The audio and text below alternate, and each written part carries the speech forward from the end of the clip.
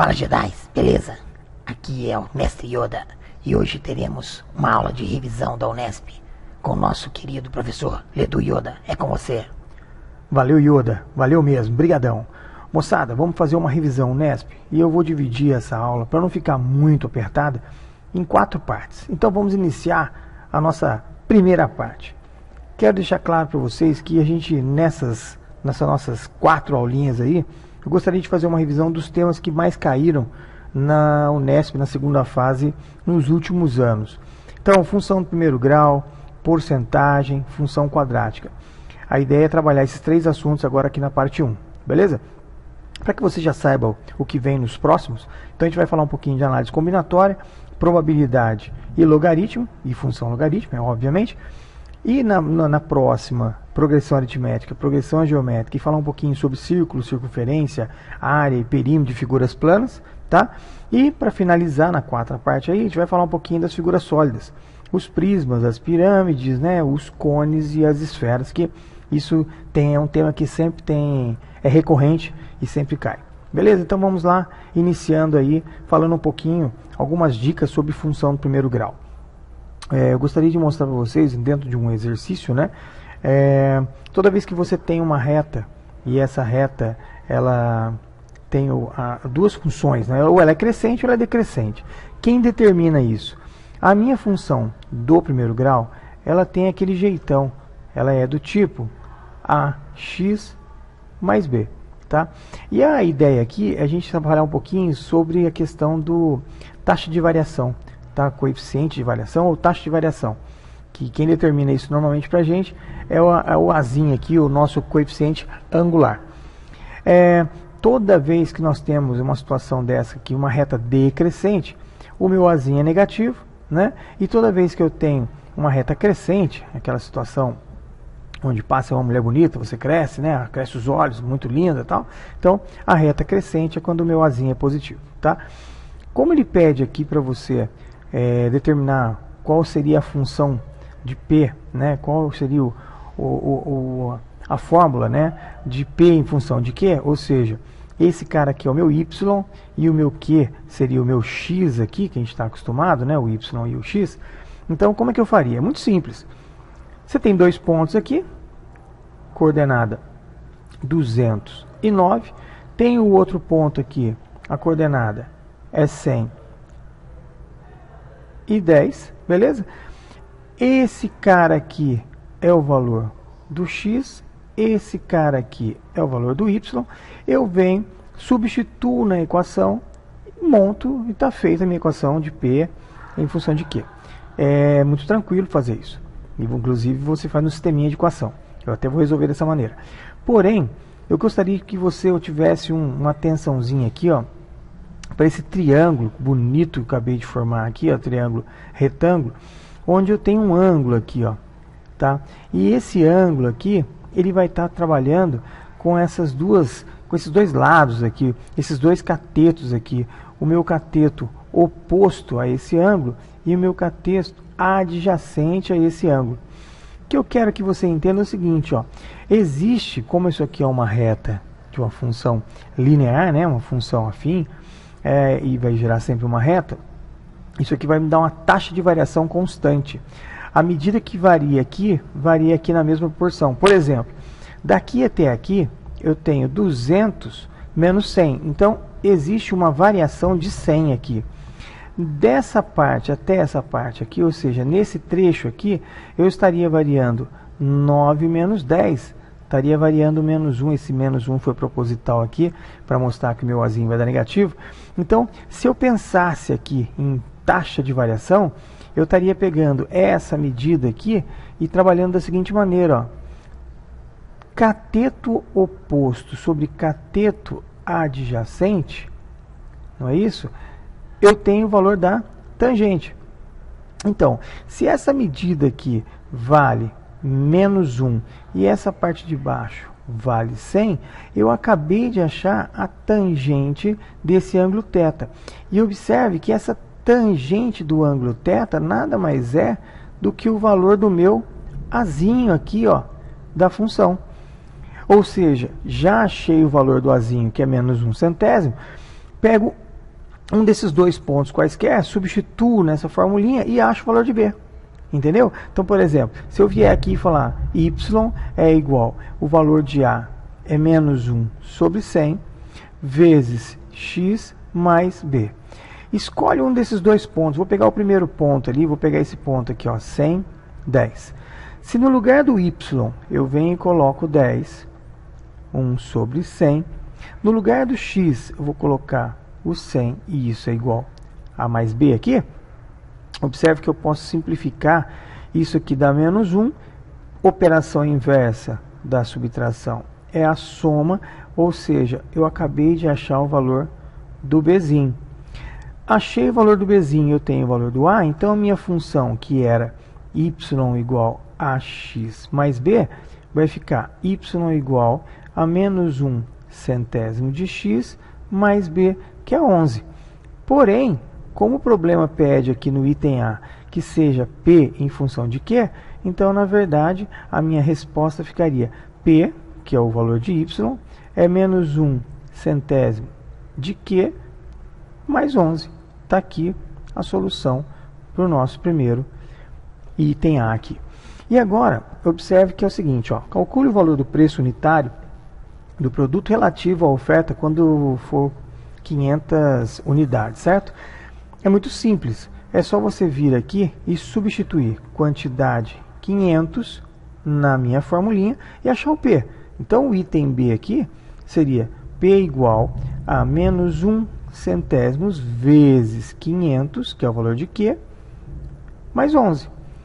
Simplificando essa criança aqui, isso aqui vai dar menos 5, então P vai ser menos 5 mais 11, o preço será R$6.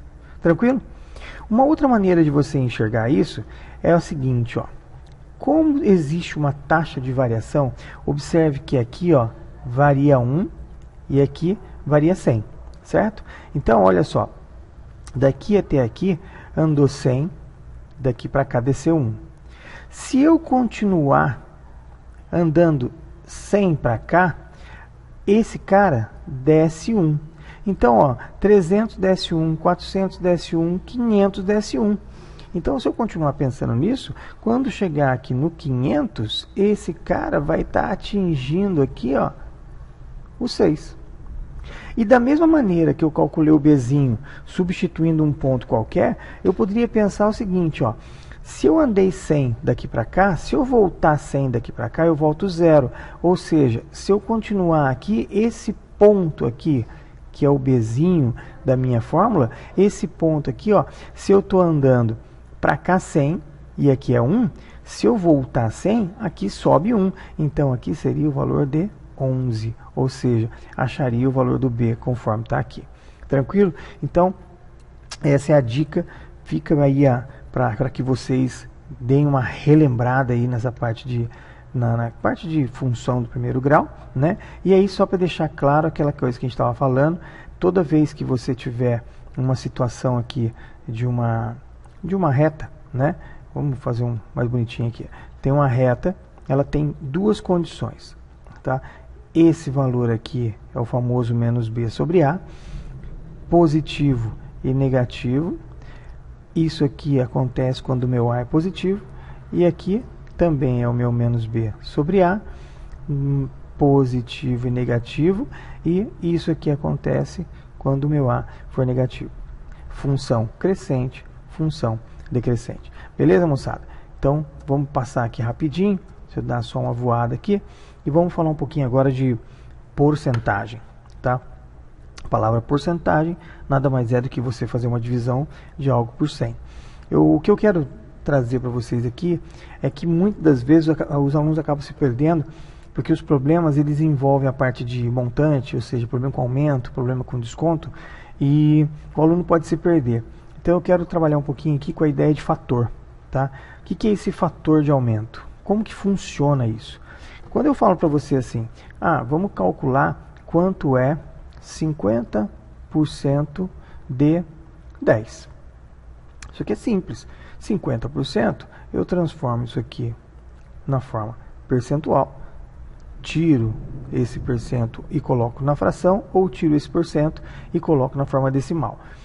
Essa palavrinha D é multiplicação, então nada mais é do que eu dar uma simplificada aqui, esse zero com esse zero, simplifica esse zero com esse zero, e isso aqui representa metade, né, de 10, que é 5. Porém, quando eu chego e falo assim, ó, uma mercadoria custava 10, sofreu um aumento de 50%, qual o valor que eu vou pagar?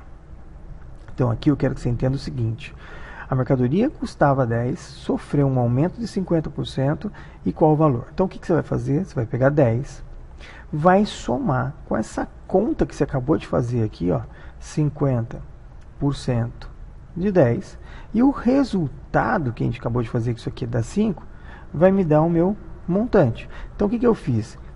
Se eu colocar genericamente, vamos chamar de X o valor de uma mercadoria. Vamos fazer um aumento aqui no caso de 50% de X. O que eu vou estar fazendo aqui? Eu vou estar somando aqui, ó, se eu fosse tirar o MMC, que o meu denominador é 100, isso aqui seria como se eu fosse estar multiplicando o meu valor de X por 150. Ou seja, eu estou pegando um inteiro mais o fator. Se ao invés de fração a gente deixar isso aqui em decimal, isso aqui seria 0,5, certo? Então eu poderia fazer o seguinte, ó, chamo aqui de x mais 0,5 de x, então eu estaria fazendo uma multiplicação de 1,5 de x. Entenderam? Então vamos começar aqui a dar uns exemplos para que fique mais simples a forma aqui de você dar uma trabalhada com esse assunto. Então vamos lá. Vamos pegar alguns exemplos. O que representa um aumento de 30% sobre x? Como é que eu faço para calcular isso? Você pega 30, que é 0,3, soma 1. Então você vai estar fazendo 1,3 vezes x. Você já tem o valor do montante final, ou seja, o valor do problema já com o aumento. 7%. O que é 7%? É multiplicar por 1,07. E no caso do desconto? Como é que vai funcionar essa parte do desconto? Se o aumento eu estou aumentando, ou seja, estou somando, o fator de desconto eu vou tirar do que falta para o inteiro, ou seja, do que falta para chegar em 100. Então vamos dar um exemplo. Se eu pegasse 20% de desconto, ao invés de eu calcular 20%, subtrair do valor, do valor da mercadoria, se eu multiplicar por que falta para chegar a 100, ou seja, 20 falta para chegar a 100, 80. Então, eu multiplico por 0,8 ou 80%, eu já achei o valor já com desconto. Não é que eu estou calculando 20%. Eu estou calculando quanto que é o valor já com desconto, quanto que eu vou pagar ao final. Entendeu? Se eu pegasse, por exemplo, 70%, eu dou 70% de desconto. Por quanto eu multiplicaria? Por 0,3 ou por 30%. Entenderam? Ah, e a perguntinha, bom, mas e se eu quiser dar um desconto de 110%, como é que eu faço? Não existe. O maior desconto que você pode dar é 100%, ou seja, você entregar a mercadoria de graça. Tá? Então isso aí não existe. Vantagem dessa questão da gente trabalhar com fator de aumento, fator de desconto. Porcentagem consecutiva. Normalmente, o que acontece? Os problemas vêm assim, ó. No mês de maio teve uma inflação de 10%, no mês de junho inflação de 20%, qual foi a inflação acumulada? Daí você fala, bom, é só somar, né? Pego aí, somo o 20 com 10, 30. Não, você está errando esse problema. Na verdade, para eu poder encontrar essa fração, essa inflação acumulada, o que é acumulada? Está pegando juros sobre juros. Você está tendo uma taxa sobre taxa. Então, o que eu tenho que fazer? Eu tenho que pegar esse valor aqui dos 10% e transformar ele no fator de aumento, ou seja, 1 mais a taxa. E esse outro valor de 20, que foi um aumento, também vou transformá-lo num fator de aumento, ou seja, 20% é 0,2 mais 1. Então, se eu pegar esse 1,1, que representa 10% de aumento, esse 1,2, que representa 20% de aumento, e quiser saber qual o valor acumulado, ao invés de eu somar, que essa soma está errada, na verdade eu vou fazer uma multiplicação dos fatores. Multipliquei os fatores. O que vai acontecer? 1,1 vezes 1,2, isso dá 1,32, correto? O que significa isso? Bom, 1,32 é o valor que já está com aumento. Então o que acontece? Se eu tirar o inteiro, sobra 0,32. Se eu pegar aqui esse 1 e tirar, né, no caso aqui, o inteiro, então eu tenho 1,32. 1,32. Vamos subtrair o inteiro. O que vai sobrar? Isso aqui sobra 0,32. Ou, se eu multiplicar isso aqui por 100, 32% foi o aumento nesse período. Isso vale tanto para fator de aumento quanto fator para desconto. Beleza? Tranquilo? Só uma ajudazinha aqui. Eu não sei se vocês conhecem, mas, por exemplo, se eu fosse multiplicar 1,2 vezes 11, esquece as vírgulas. Toda vez que você multiplica por 11, tem um segredinho. Você pega o primeiro e o último número e copia. Então, tá aqui, ó, pega o primeiro e o último e copia. E agora, aqui no meio, você soma os valores. Então, 1 mais 2, 3. Legalzinho, né? Por exemplo, se eu estivesse fazendo assim, um número com 3 casas, tá? Se fosse 1, 3, 2, 1. E eu estivesse multiplicando por 11. O que você faz? Pega o primeiro e copia o último aqui. O primeiro e o último copia. Agora, esse que vai entrar aqui é a soma desses dois. Esse que vai entrar aqui no meio é a soma desses dois. E esse que vai entrar aqui é a soma dos dois. Então, se você multiplicar aqui, você acha esse valor rapidinho. Isso é só uma dicasinha para agilizar as contas. Beleza? Isso aí foi um plus aí. Então, vamos continuar. Exemplo de problema que tem pegadinha legal. No primeiro dia de janeiro de 2016, uma blusa do modelo A custava X reais. No dia 1º de fevereiro, ela recebeu um aumento de 10%. Nos meses subsequentes, nenhuma blusa foi vendida. E aí, no dia 1º de maio, aquela blusa teve uma redução. O dono resolveu dar um desconto de 10%.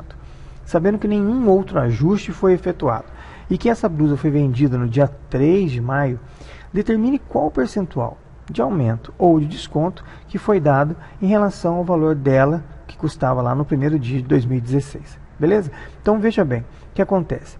Eu não sei quanto custa a blusa, então é X. Porém, ela vai receber um aumento de 10%. Como é que eu calculo um aumento de 10%? 1,1, ou seja, 1 mais 0,10, né? Então, 1,1. Então, se eu pegar 1,1 e multiplicar por X, eu vou ter o fator de aumento dela aqui, ou seja, eu estou calculando quanto que vai custar já com os 10%. Observe que nos meses subsequentes aqui não houve alteração. Ele diz aqui, ó, nos meses subsequentes não houve alteração. Como não houve alteração, então o preço dela continuou sendo 1,10 vezes X. Porém, no mês de maio, ele veio e deu um desconto de 10%. Se eu estou dando um desconto de 10%, então eu tenho que multiplicar por um valor do que falta para chegar em 100. Então, eu tenho 100, estou dando um desconto de 10%, isso aqui representa, né, que eu estou fazendo uma continha aqui de 90 sobre 100. Ou seja, 90 sobre 100 é 0,90. Então, se eu pegar esses dois e multiplicar por 0,90, eu vou saber qual é o valor que vai ser dado para ele, quanto vai ser cobrado no final. Observe que, se eu multiplicar esse 0,9 vezes 1,1, o que acontece? Aquele regrinha, né? Copia aqui, somos duas casas depois da vírgula. O que representa isso? Eu vou estar multiplicando 0,99 vezes x, correto? Então, isso aqui é o valor que vai ser cobrado. Mas espera aí. O valor da mercadoria era x. O valor que eu estou cobrando é 0,99 de x. Eu estou dando aumento ou estou dando desconto? Eu estou dando um desconto. De quanto? Se isso aqui é 0,99, se eu pegar e fizer o processo inverso, isso representa 0,01, ou isso representa 1%. Quer dizer que, em relação ao preço, quando eu dou um aumento de 10 e depois dou um desconto de 10, na verdade, não voltou a ficar o preço original da mercadoria. Eu estou dando um desconto em relação ao que era de 1%. Então, na verdade, eu estou entregando a mercadoria 1% mais barato do que ela custava. Beleza? Facinho, tranquilo. Vamos dar uma pulada aqui e vamos para o próximo. Tá? funçãozinha do segundo grau. Função do segundo grau, batata cair, o nosso amigo aí, o pessoal da Unesp, curte bastante. Isso aqui é uma questão, inclusive, que caiu, se eu não me engano, foi 2011, 2010, foi uma das provas que eu peguei anteriormente, tá? Considere as seguintes funções relativas a uma ninhada de pássaros. Gente, dica importante, toda vez que você estiver lendo, anote, ele não falou nada sobre o universo aqui, eu nem continuei lendo, tá? Mas não falou nada sobre o universo, ele está dizendo que é relativo a uma ninhada de pássaro. E aí ele vai dar uma função que vai estar relacionando aqui uma variável n, e esse n é o custo mensal para manutenção de n pássaros. Então meu n aqui não foi falado nada, mas o meu conjunto universo são os naturais. Então 0, 1, 2, 3. E importante, o valor da venda com os n, esse n pássaros aqui, vai estar num intervalo de 4 a 16. Então, o menor número de pássaros que ele vai estar fazendo venda ou criando são 4, e o maior são 16. Tá? E aí ele deu lá uma função do primeiro grau para o custo, deu uma funçãozinha do segundo grau para o valor de venda, ou seja, o valor que arrecada, e sabe-se que o lucro mensal obtido é determinado pela diferença entre o valor da venda e do custo. Determine os possíveis valores que o N pode assumir para que haja lucro nessas vendas. Importantíssimo isso aqui, ó. Haja lucro e não ter prejuízo são duas situações. Quando ele fala em haja lucro, eu até já escrevi aqui, ó, isso quer dizer que o lucro é maior que zero. Quando eu falo não ter prejuízo, quer dizer que é a situação que empata, ou seja, o 0 a 0, me interessa. Então, o lucro aqui, ó, interessaria os valores positivos e também, inclusive, o valor igual a zero. Tá? Então, para o item A, a gente vai trabalhar com essa situação aqui, ó. Eu quero obter lucro. Então, vai dar um resultado onde a função é maior que zero. Beleza? Bom, vamos desenvolver aqui. Então, se ele falou no problema que lucro é venda menos custo, eu vou pegar o valor da venda, que está aqui, a funçãozinha, menos o valor do custo. Só atenção nessa situação aqui, ó, porque isso aqui, esse menos, ele vai trocar o sinal dos dois aqui, vai fazer uma guerrinha de sinal. Então, a minha função, o lucro, seria essa aqui, ó, menos 5n ao quadrado, mais 90n, menos 325. Porém, eu posso colocar em evidência, né, o 5 aqui, ó, tá um 5, estou multiplicando todo mundo na tábua do 5. Então, o que eu fiz? Coloquei um menos 5 em evidência. Então, deixei essa funçãozinha. Como me interessa obter lucro, então eu quero quais são os valores de n que faz essa função aqui ser maior que zero. E aí é que a hora cai naquela situação de estudo de sinal de uma função. Então, veja bem, tanto faz eu encontrar o valor das raízes, né, da solução para esse sistema, nessa ou nessa aqui de baixo. Observe que isso aqui está na forma fatorada. É o azinho que multiplica x menos sx mais p. Soma e produto.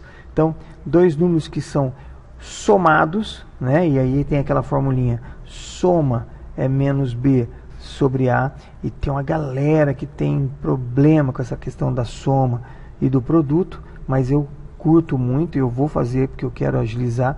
Você que é o bascariano aí, que adora Bhaskara, faz por Bhaskara, chora a bota no Bhaskara, bola menos 4 alface couve aí, ou para achar o delta, né? Então lá, deltinha é o bola menos 4 alface couve, né? Aí para dar uma lembrada aí na formulinha.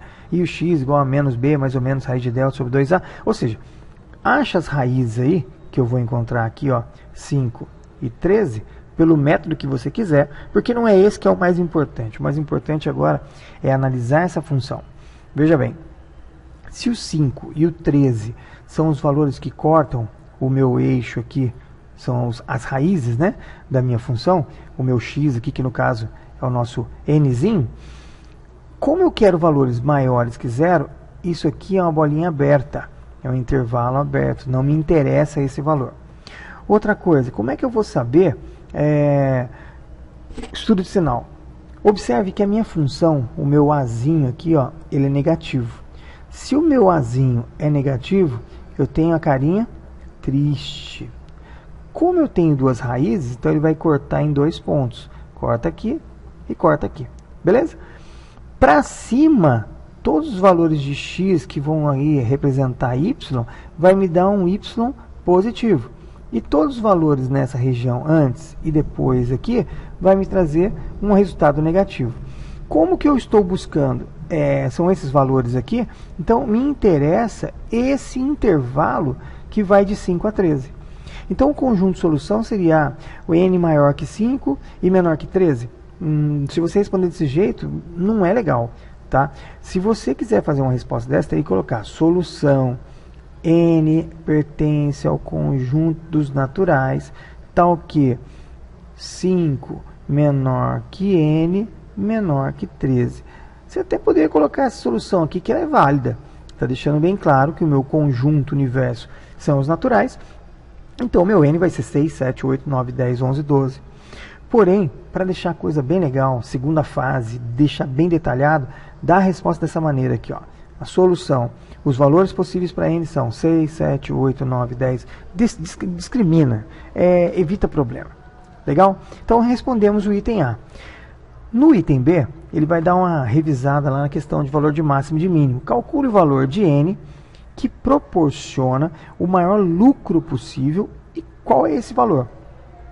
No caso, em reais. Tá? Então, vamos pegar aqui a segunda situação.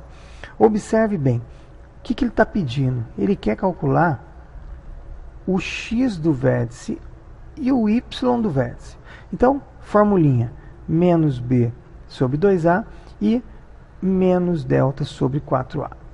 Se eu fizesse a revisão pensando só nisso aqui, eu ia chover no molhado, todos os professores falam isso, a maioria dos alunos acaba se perdendo nessa questão de sinal, é mais b, é menos b, é mais delta, é menos delta. Então, o que eu quero? Se você sabe essa fórmula, vai, manda bala nela aí, resolve, porque a formulinha está pronta, o lucro, né, a minha fórmula do lucro estava lá assim, ó, menos 5n, mais 90n, menos, eu esqueci aqui, deixa eu voltar aqui, menos 325. Então tá aqui, ó, menos 325. Beleza? O Azinho, o Bzinho e o Czinho tá aqui, substitui. Porém, meus queridos, eu queria só mostrar uma situação para vocês. O que é o x do vértice e o que é o y do vértice? Bom, primeiro, como o meu a aqui é menos 5 e o meu a é negativo, então a minha parábola ela tem essa fórmula. Ou seja, eu vou ter o meu vértice numa situação aqui, ó, se eu tiver o meu eixo y aqui, aqui é o meu y do vértice, esse vértice aqui vai me dar o valor máximo, né, o maior valor que eu posso ter na parábola. Como é que eu calculo o x do vértice sem pensar nessa formulinha aqui?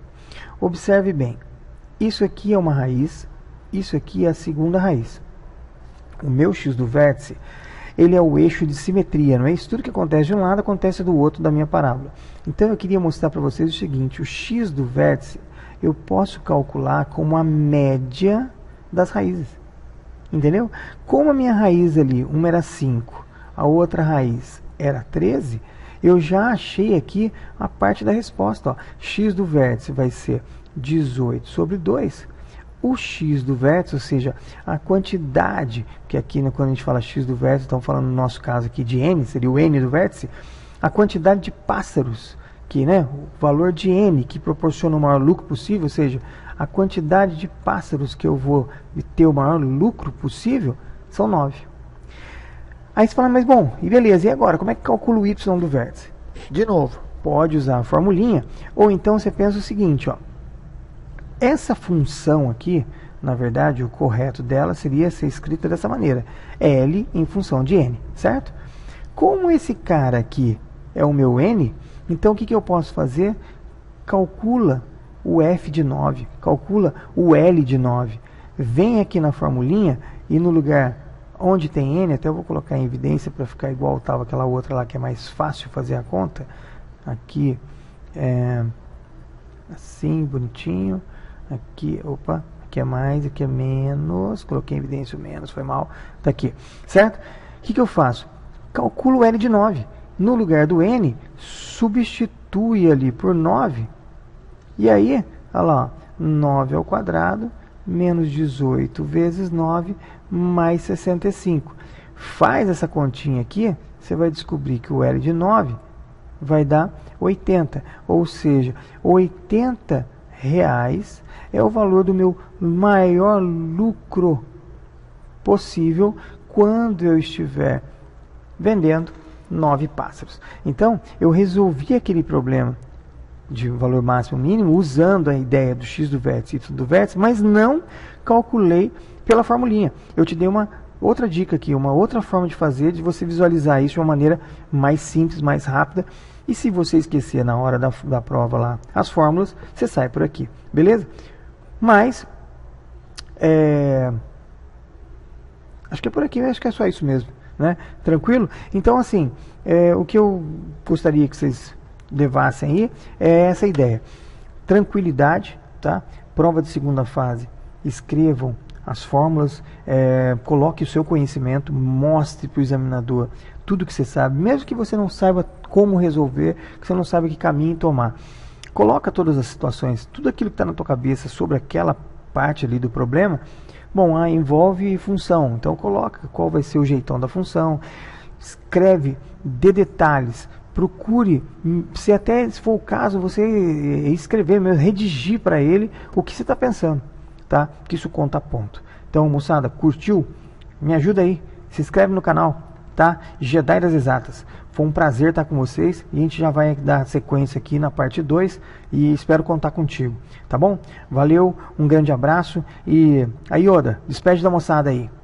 Falou, moçada. Valeu aí. Um grande abraço, hein? Tô aguardando você na parte 2. Até breve. Tchau. Segunda fase. Aí vou eu. Uma vaga é minha.